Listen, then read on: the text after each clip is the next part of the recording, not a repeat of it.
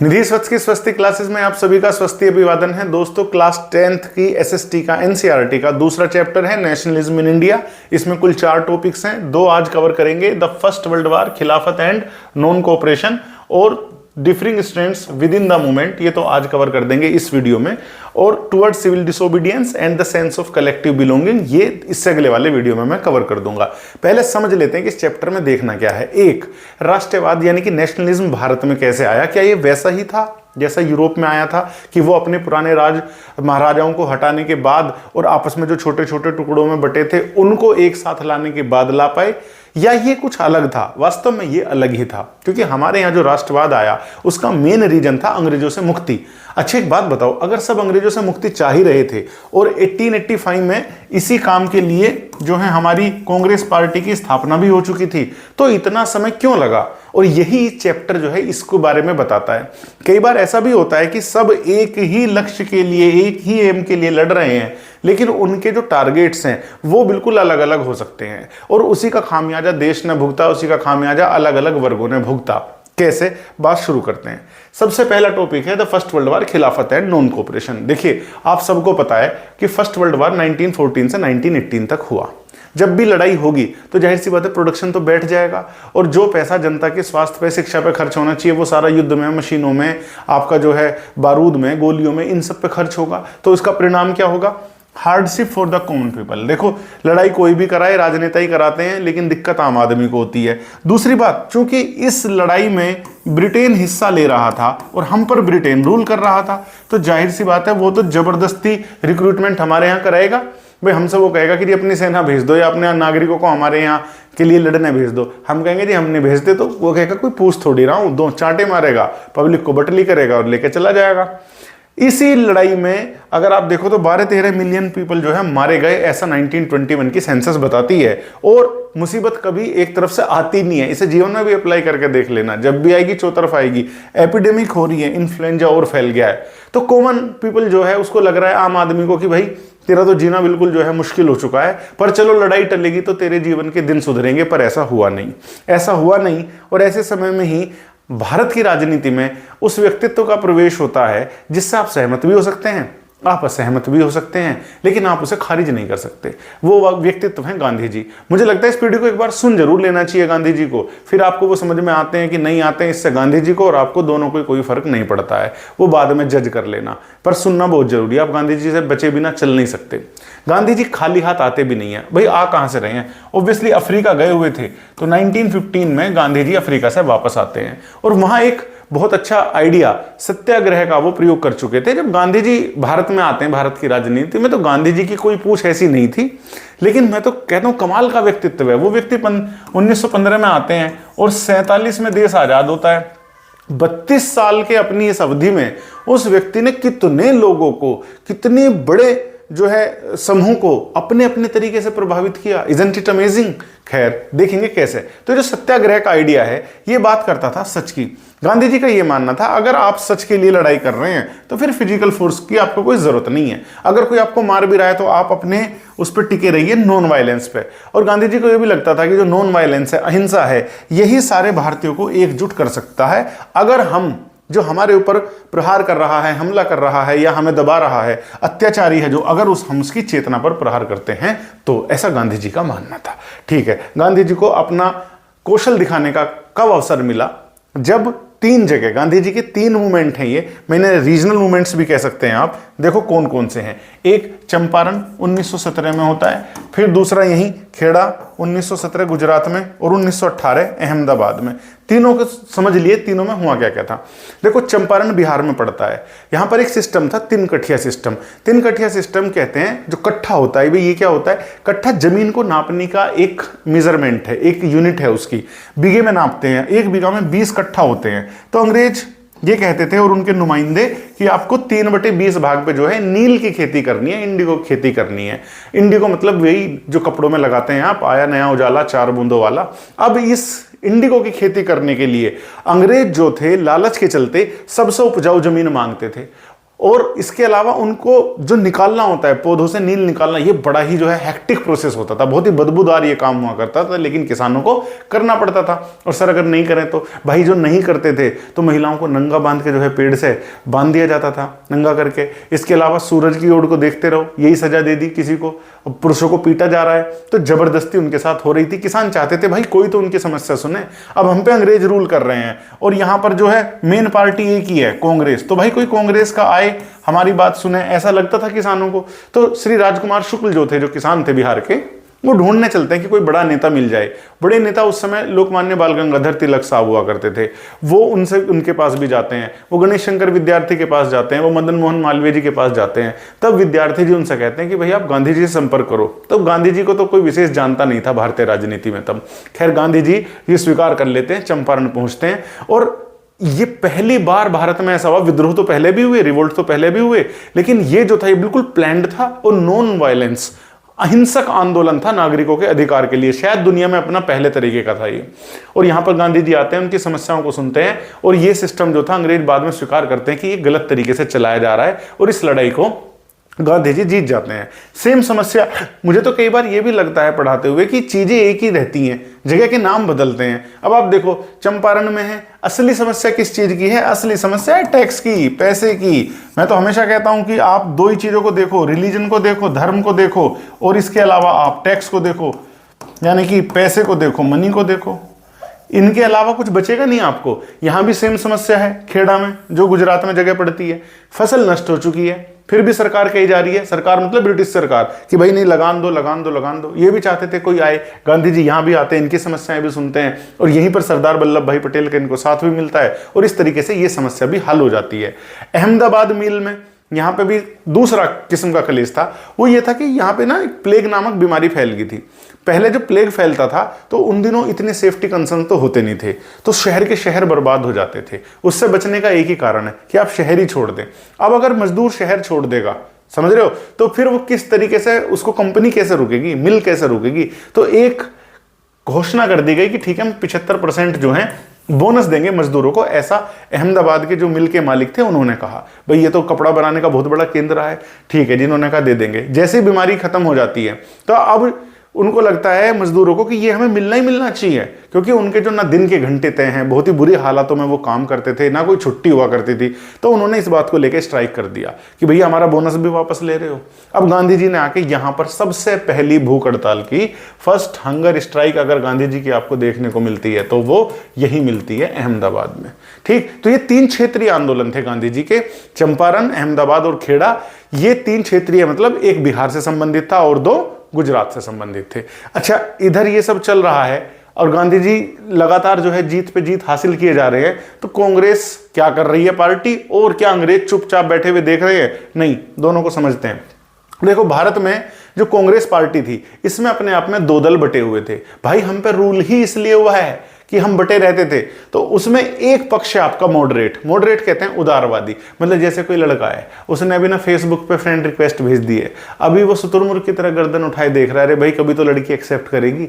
तो वो मतलब लड़की ना कोई रेस्पॉन्ड दे रही है, ना कुछ कह रही है, ब्लॉक भी नहीं कर रही, पर ये एक्सेप्ट भी नहीं कर रही। लेकिन लड़का घबरा नहीं रहा है, मतलब उसे ऐसा लगता है कि एक दिन तो इसका हृदय परिवर्तन होगा, ये आएगी मेरी फ्रेंड रिक्वेस्ट एक्सेप्ट कर लेगी। तो कैसा लड़का है वो? मॉडरेट है, उदारवादी है। अंग्रेजों का हृदय परिवर्तन होगा, ऐसा बहुत से नेताओं का मानना था, जिसमें गोपाल कृष्ण गोखले, मोतीलाल नेहरू, दादा भाई नेहरू जी, ऐसे लोग शामिल थे। दूसरी तरफ थे एक्सट्रीमिस्ट, कह रहे भाई अगर फ्रेंड रिक्वेस्ट एक्सेप्ट नहीं कर रही, चांटे मारो, ब्लॉक करो, या इससे आगे जो भी करना पड़े। टिट फॉर टैट वाले थे, जिसमें लाल बाल पाल आते हैं हमारे। ठीक, तो ये सारे जो 2 विचारधारा थी, ये अपना काम कर रही हैं। और अंग्रेज इतने नालायक थे कि वो दोनों को अलग अलग तरीके से डील करते थे। कैसे, जरा मैं आपको दिखा देता हूं। अंग्रेजों का तरीका क्या था मॉडरेट को डील करने का, कि वो गवर्नमेंट ऑफ इंडिया एक्ट ले आते थे। गवर्नमेंट ऑफ इंडिया एक्ट समय समय पर ले आते थे। इस साल भी उन्होंने ऐसा ही किया, मॉडरेट को खुश करने के लिए कि भाई क्या दिक्कत है, आओ आप अगर व्यवस्था में बदलाव करना चाहते हो तो आओ, वोटिंग वगैरह में हिस्सा लो, काउंसिलों में भाग लो, और फिर देखो चलाओ सरकार, हमें क्या परेशानी है। ऐसा दिखाते थे कि देखो हम तो तुम्हारी सुन रहे हैं। उदारवादी इतने से खुश हो जाया करते थे। जबकि एक्सट्रीमिस्ट के लिए, इनको दबाने के लिए दूसरे तरह के कानून आते थे। क्या कानून थे वो देखते हैं। 1919 में मोंटेग्यू चेम्सफोर्ड रिफॉर्म्स ले आए जाते हैं। कहने को तो सुधार है, रिफॉर्म्स है। क्या क्या सुधार किया गया? एक तो वोटिंग राइट दिए गए, सीमित मात्रा में ही सही, महिलाओं को वोटिंग राइट दिया गया। और यह कहा गया कि जो काउंसिल के इलेक्शन होंगे उसमें आप भी भाग लो, और अगर आप जीत जाते हो तो आप व्यवस्था का हिस्सा बनिए। मोंटेग्यू उस समय जो है सेक्रेटरी हुआ करते थे, चेम्सफोर्ड जो है उस समय वायसराय हुआ करते थे, इसलिए इनका नाम पड़ा मोंटेग्यू चेम्सफोर्ड। यही जो है Indian act, government of Indian act 1919 भी आप इसको कह सकते हैं। अच्छा, इसमें एक बात और भी तय हुई थी, याद रखना कि 10 साल बाद हम फिर स्थिति रिव्यू करेंगे। आप जो आजादी चाह रहे हो, हम इस पे दोबारा से 10 साल बाद देखेंगे क्या स्थिति बन रही है। एक तरफ तो ये मॉडरेट को खुश करने के लिए इन्होंने कर दिया, ठीक। दूसरी तरफ क्या ले आए? एक काला कानून ले आए। काला कानून मतलब Rowlatt act. Sir Sidney Rowlatt उसके अध्यक्ष थे। जो कानून बनाया गया था वो क्या कहता था? तो कहते थे कि कोई अपील नहीं होगी, बिना अपील का कानून है, कोई दलील नहीं होगी। दलील मतलब ऐसे समझो, अगर आप अभी आप कोई क्राइम कर देते हैं तो पहले आप डिस्ट्रिक्ट कोर्ट जाते हैं, डिस्ट्रिक्ट कोर्ट में सुनवाई नहीं होती तो हाई कोर्ट जाते हैं, तो फिर इसके ऊपर आप कहाँ सुप्रीम कोर्ट चले जाते हैं, इस तरह सुनवाई करते हैं ना। या अगर आपको पुलिस को आपको गिरफ्तार करना है तो वारंट लेके आती है ना। इसमें ऐसे ऐसे प्रोविजन बनाए कि आपको पुलिस अगर शक भी है, चाहे आप आम आदमी है चाहे क्रांतिकारी, आपको ऐसे गिरफ्तार कर लेगी। और अगर आपको डिस्ट्रिक्ट कोर्ट ने सजा दे दी है, पहली बात तो 2 साल तक मुकदमे चलाने की जरूरत नहीं है, फिर भी अगर आपको सजा दे दी है तो आप हायर कोर्ट में अपील नहीं कर सकते। इसका उद्देश्य मूल क्या था कि निचले लेवल पे ही अगर अमृतसर में, पंजाब में या कहीं मेरठ में, गोरखपुर में कहीं भी क्रांति की जरा सी भी लपट उठती है उसे वहीं की वहीं खत्म कर दें। ऐसा इनका उद्देश्य था। इसीलिए बिना अपील, बिना दलील का जो है इस कानून कहा जाता था। अब एक बात बताओ, इसका विरोध होना चाहिए कि नहीं होना चाहिए? बिल्कुल होना चाहिए। 13 अप्रैल का दिन था, अमृतसर का जो जलियांवाला बाग है उसमें लोग इकट्ठे हुए थे। एक तो बैसाखी का त्योहार भी था, और मेन कारण यह था कि 2 नेता थे, एक था सतपाल साहब थे हमारे और एक सैफुद्दीन किचलू, इनको ना गिरफ्तार कर लिया जाता है। तो लोग इसका भी विरोध कर रहे थे, जो बात है, और लोग रोलेट एक्ट का भी विरोध कर रहे थे और बैसाखी का पर्व भी मना रहे थे। मिली जुली एक तरीके की सभा चल रही थी, पर थी शांतिपूर्ण। ऐसे में गांधी जी ने जो है पहले ही इसके खिलाफ रोलेट सत्याग्रह शुरू किया हुआ था। तो क्या किया, जो लोकल लीडर्स थे उनको जेल में उठा के डाल दिया। फिर इसके अलावा गांधी जी को तो दिल्ली जाने से ही मना कर दिया कि तुम तो उपद्रवी हो। और 10 अप्रैल को जो पुलिस थी अमृतसर में, उसने एक जो शांतिपूर्ण सभा चल रही थी उस पर गोली भी चलाई। यानी कि ये संकेत दिखा रहे थे कि भारतीय राजनीति में कुछ ऐसा होने वाला है जो अब तक नहीं हुआ है। अंदेशा तो था।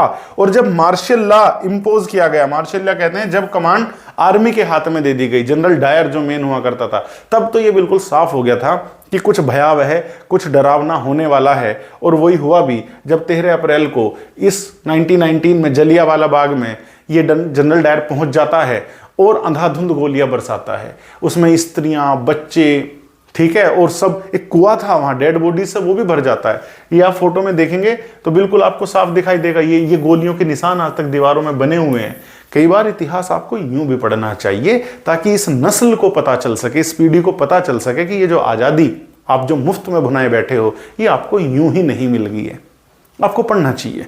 इसके लिए बड़ी कुर्बानियां दी हैं। उनके तो नाम भी नहीं पता होंगे लोगों को, हमें भी नहीं पता होंगे, आपको भी नहीं पता होंगे, सबके तो बिल्कुल नहीं पता होंगे किसी को भी। वो मर खप गए। तो भैया ये काम जब हो जाता है जलियांवाला बाग में, दुखद कांड हो जाता है, और डायर से पूछा जाता है तो वो कह रहा है कि मैं ना एक इनको मोरल सबक सिखाना चाहता था कि इनको देखो, मतलब हेकड़ी देखो जरा। एक तरफ तो आप कह रहे हो कि हम सभ्य हैं, वी आर सिविलाइज्ड, ऐसा ब्रिटिशर्स दावा करते थे कि भाई हम तो चाहते हैं कि भारतीय अपनी व्यवस्था खुद बनाएं, हम तो काउंसिल के इलेक्शन में उनको कर रहे हैं कि आओ प्रमोट कर रहे हैं, और दूसरी तरफ तुम ये काम कर रहे हो, और ये काम ही नहीं कर रहे हो।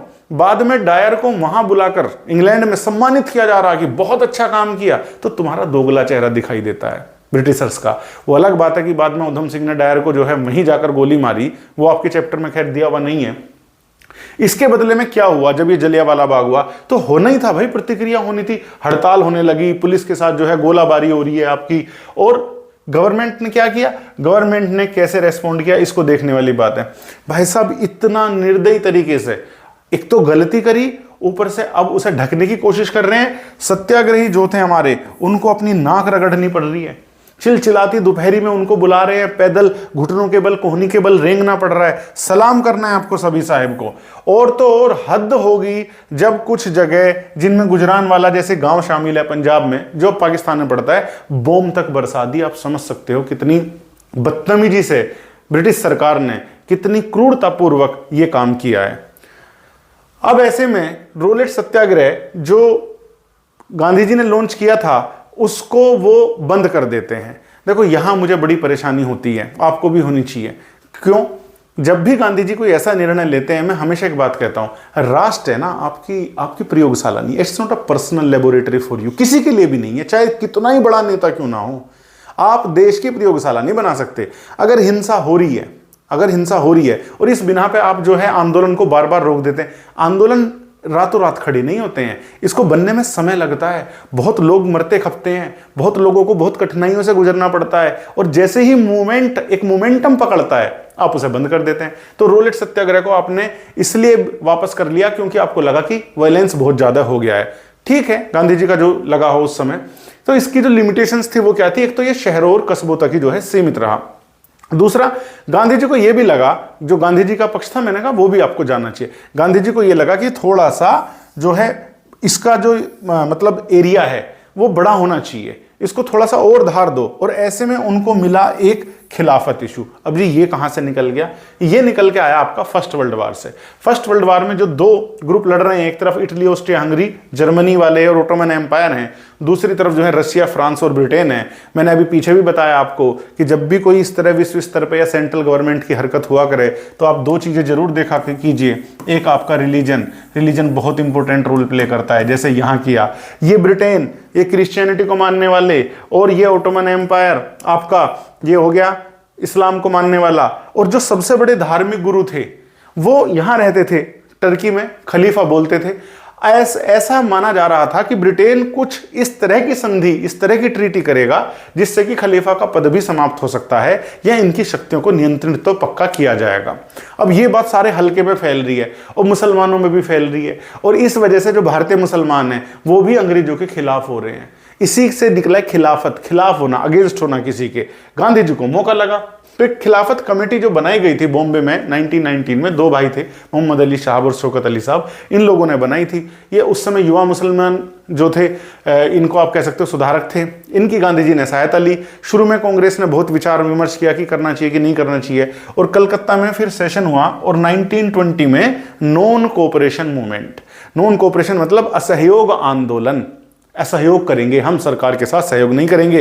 इसके दो उद्देश्य हो गए, मुसलमानों के लिए तो ये खिलाफत का जो पर्पज है वो पूरा कर रहा है, और बाकी कांग्रेस का जो स्वराज। अब जो स्वराज टर्म है इसका मोटा मोटा मतलब तो यह है, स्व मतलब मेरा, राज मतलब रूल, मेरा अपना रूल, लेकिन लोगों ने इसके अपने ही तरीके से अर्थ निकाले, क्या क्या वो हम देखेंगे आगे। ये मूवमेंट शुरू हो जाता है नॉन कोऑपरेशन। क्यों? आप कहेंगे जी इससे क्या हो जाता? तो गांधी जी ने किताब लिखी हिंद स्वराज, उसमें 1909 में वो कहते हैं कि ऐसा उन्हें लगता था कि जो ब्रिटिशर्स रूल कर रहे हैं ये इसलिए कर रहे हैं क्योंकि हम इन्हें सहयोग बहुत करते हैं। अगर हम इनको सहयोग करना बंद कर दें, जैसे वकील वकालत करने ना जाए, टीचर स्टूडेंट्स ये वहां पे ना जाएं, स्कूल में ना जाएं, कोई भी जो भी गवर्नमेंट की संस्थाएं हैं इनका बायकॉट कर दें, तो भाई कैसे खड़े रह पाएंगे? ये विचार में तो दम था, लेकिन एग्जीक्यूशन में क्या क्या दिक्कतें आती हैं वो भी देखो। सारे जो टाइटल्स हैं, नवाब, राय बहादुर, ऐसे ऐसे टाइटल दिया करते थे। क्या हो जाता था टाइटल से? बस खुश हो जाते थे ये राजा रजवाड़े, उनको वापस करो, सरेंडर कर दो। बॉयकॉट करो किसका? सिविल सर्विसेज का, आर्मी का, पुलिस का, कोर्ट्स का, लेजिस्लेचर, जो काउंसिल है लेजिस्लेटिव, इसको सबका विरोध करो, बायकॉट करो, इलेक्शन में भी नहीं जाना। और बहुत से जो थे नहीं चाहते थे कांग्रेस में कि बात तो ठीक है, चलो सिविल सर्विस को बायकॉट कर दो, आर्मी को कर दो, स्कूल कर दो, बात ठीक है, इलेक्शन को क्यों कर रहे हो? काउंसिल के इलेक्शन करो।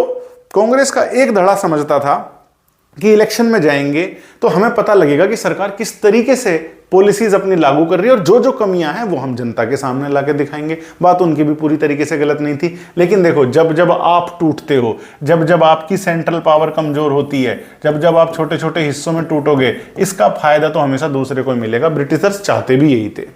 अभी तो दो धड़े थे, इलेक्शन को एक नहीं चाहता था, दूसरा कहता था कि नहीं इलेक्शन में तो भाग लेना ही चाहिए। ऐसे में कुल मिलाकर सहमति जताई गई ये दिखाने के लिए कि चलो मान जाते हैं। नागपुर का सेशन होता है 1920 में दिसंबर में, और नॉन कोऑपरेशन प्रोग्राम जो है एडॉप्ट कर लिया जाता है कि ठीक है सहयोग नहीं करेंगे। तो क्या हुआ? इसका स्टार्ट तो हुआ आंदोलन, लेकिन इसमें भी अलग अलग जो है अपने धड़े बने हुए हैं, अपने अपने हित हैं। जब जब आप राष्ट्र हित से पहले अपने हित ले आते हो तो जो मूल हित है वो पीछे छूट जाता है। देखो कैसे, मूवमेंट जो था, ये जो असहयोग आंदोलन, जो खिलाफत मूवमेंट का ही एक तरीके से बदला हुआ रूप कह लो या एक्सटेंडेड वर्जन कह लो, जब ये 1921 जनवरी के बीच में शुरू हुआ, यहां पे आप देखेंगे तो इसके 3 हम बुक्स में दिखाए हुए हैं कि शहरों में कैसा प्रभाव रहा, टाउन्स में, और गांवों की तरफ कैसा प्रभाव रहा, और जो प्लांटेशंस होते हैं जहां पे जैसे बागान कह लो, चाय के बागान वगैरह, उनमें क्या प्रभाव रहा। देखो तीनों के तीनों स्वराज में जो काम कर, मतलब प्लांटेशन में जो काम कर रहे हैं स्वराज के लिए, वो वर्कर्स वो भी स्वराज चाहते हैं, और जो गांव वाले हैं वो भी स्वराज चाहते हैं, और जो शहर वाले हैं वो भी स्वराज चाहते हैं। लेकिन स्वराज के मायने सबके लिए अलग अलग हैं। क्या मायने हैं जरा उनको देख लेते हैं। सबसे पहले शहरों की बात करते हैं। जो मिडिल क्लास था, अगर आप फ्रेंच रिवॉल्यूशन पढ़ते हो, अगर आप नेशनलिज्म इन यूरोप पढ़ते हो, तो आप देखोगे मिडिल क्लास ने वहां भी बहुत एक्टिव रोल प्ले किया था।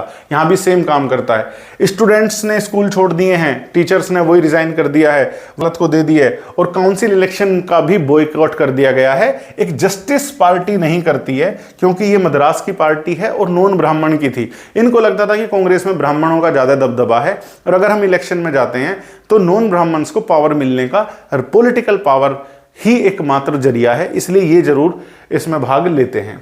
दूसरा, जो विदेशी वस्तुएं थी सबका बॉयकॉट कर दिया जाता है। जो शराब की दुकानें, उनकी पिकेटिंग हो रही है। पिकेटिंग मतलब कि आप बाहर खड़े हो जाते हैं और जैसे ग्राहक आता है आप कहते हैं कि नहीं आप शराब नहीं खरीदेंगे। फिर इसके अलावा आपके जो विदेशी कपड़े खूब जलाए जाते हैं। अब इसका फर्क पड़ता है, देखो ये इंपॉर्टेंट फैक्टर है। जो आपका फॉरेन क्लॉथ है, जो विदेशी वस्तुएं आ रही थी, कपड़े आ रहे थे, वो 102 करोड़ से घट के 57 करोड़ घट जाता है। मैं तो हमेशा कहता हूं कि जब जब भैया ट्रेड और टैक्स दिक्कत में आएगा, तब तब सरकारें, सेंट्रल पावर दिक्कत में आएगी। इसके अलावा, और दूसरा धर्म, इन दोनों को देखते हुए चला कीजिए आप। अगर विदेशी इस चीज की आपूर्ति नहीं कर पा रहे हैं, सप्लाई नहीं कर पा रहे हैं, तो जाहिर सी बात है जो प्रोडक्शन है, इंडियन टेक्सटाइल मिल, वो एकदम ऊपर जाएगी। और हैंडलूम, जो हमारे बुनकर हैं, जो हाथ से बनाते हैं चीजों को, वही हुआ। लेकिन फिर मूवमेंट धीरे धीरे ही पड़ने लगा। क्यों? देखो एक बात समझ लो, मूवमेंट का जो मतलब होता है वो होता है कि आप वर्तमान व्यवस्था में, जो करंट सिचुएशन है, आप उसमें एडिटिंग चाहते हैं, आप उसको संशोधित करना चाहते हैं, उसमें एडिटिंग करना चाहते हैं, बदलाव चाहते हैं। और बदलाव के लिए अगर आप एक चीज को छोड़ते हैं तो उसका विकल्प आपके पास मौजूद होना चाहिए कि नहीं होना चाहिए। भाई आप ठीक है सरकारी स्कूल में नहीं जाएंगे, वकालत करने नहीं जाएंगे, विदेशी कपड़े नहीं पहनेंगे, तो क्या पहनेंगे? ठीक है खादी पहनेंगे, लेकिन खादी कपड़ा महंगा है भाई, सारा का सारा हाथ से बनाया जाता है, ये दिक्कत है। दूसरा, इंडियन इंस्टीट्यूशंस तो कोई होने चाहिए, बच्चा स्कूल तो पढ़ने जाएगा ना।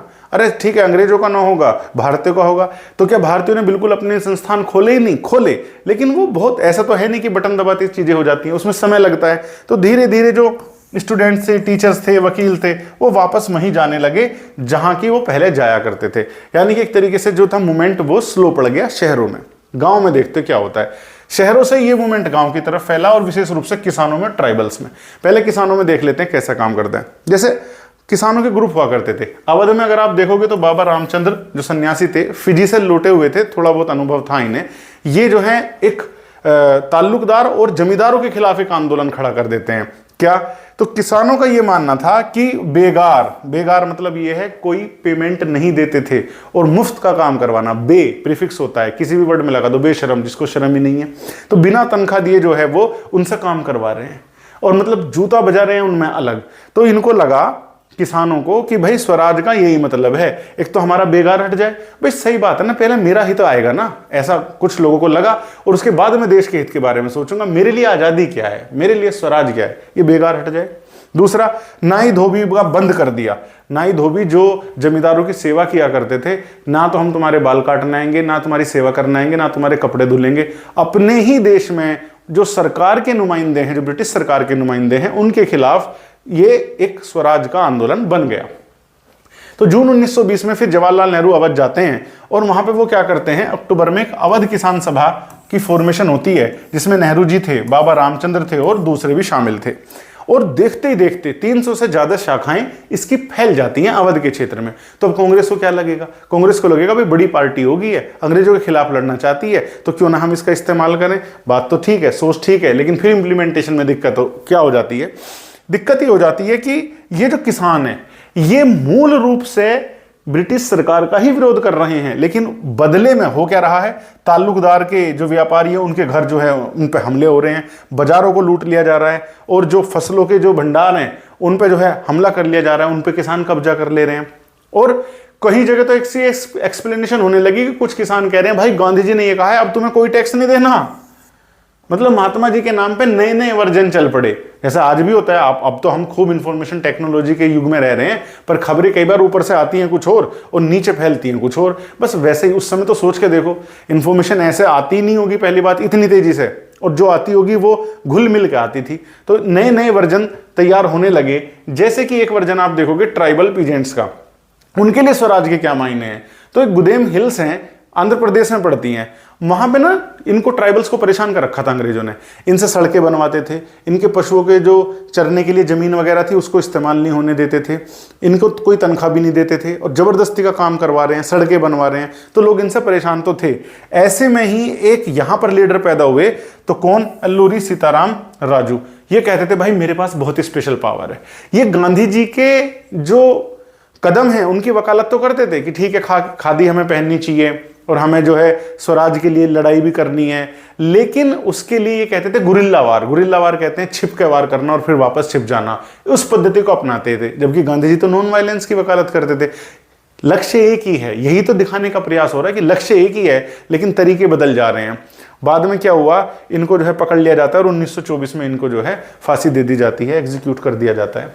इसके बाद हम देखते हैं स्वराज इन द प्लांटेशंस, बागानों में जो कर्म करने वाले मजदूर थे। देखो एक एक्ट बनाया असम में, चाय के बागान वहीं है, तो वो इनलैंड एमिग्रेशन एक्ट 1859 ये कहता था कि आप प्लांट छोड़ के जा ही नहीं सकते, उसके लिए आपको परमिशन की जरूरत पड़ेगी।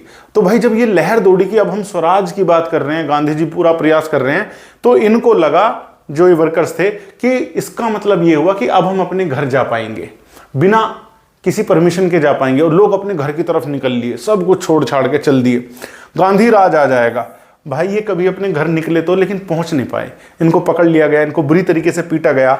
ऐसा हो क्यों रहा है? ऐसा इसलिए भी हो रहा है क्योंकि जो स्वराज था उसका जो मीनिंग था कांग्रेस ने कभी क्लियरली डिफाइन किया ही नहीं कि भाई हम क्या चाहते हैं। तो उन बेचारों को बस गांधी राज का ये मतलब लगता था कि मेरी व्यक्तिगत आजादी, जो कि राष्ट्र हित से कहीं ना कहीं मेल नहीं खाती थी। इसके बाद जब ये चीजें बढ़ती चली गई तो अचानक से, लेकिन ऐसा नहीं था कि ये नॉन कोऑपरेशन मूवमेंट जो था एकदम खत्म हो गया। ये जो नॉन कोऑपरेशन मूवमेंट था ये फैलता ही चला गया और ऐसा लगा कि देश में बहुत बढ़िया माहौल बन गया इन सब विरोधों के और इन सब रुकावटों के बावजूद। लेकिन अचानक से गांधी जी फिर एक फैसला ले लेते हैं और वो असहयोग आंदोलन को रोक देते हैं। वो क्या घटना घटी थी जिसने गांधी जी को ऐसा स्टेप लेने पे विवश कर दिया? क्या गांधी जी का ये कदम सही है कि जब जब चीजें उभार पर आती हैं गांधी जी उसको एकदम रोक देते हैं? क्या गांधी जी राष्ट्र से बड़े हो गए थे? ये सारे प्रश्नों का उत्तर मिलेगा आपको अगली वीडियो में। धन्यवाद।